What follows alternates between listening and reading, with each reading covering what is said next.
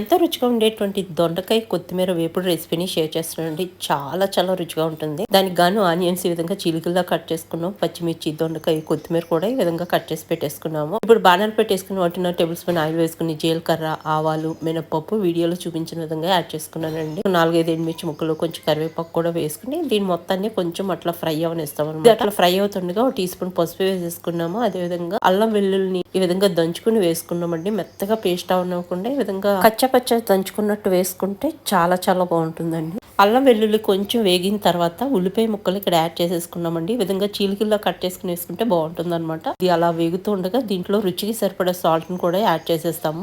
Salt add చేయడం వల్ల ఉల్లిపాయ కూడా తొందరగా మగ్గుతుందండి. రెడిష్ బ్రౌన్ కలర్ కి వచ్చే వరకు కూడా మనము చక్కగా ఫ్రై చేసుకుంటాం అనమాట. మీడియం ఫ్లేమ్ లో పెట్టుకుని, హై ఫ్లేమ్ లో పెట్టుకుంటే ఏంటంటే పైన కలర్ వచ్చేస్తుంది కానీ ఉల్లిపాయ ప్రాపర్ గా వేగదండి.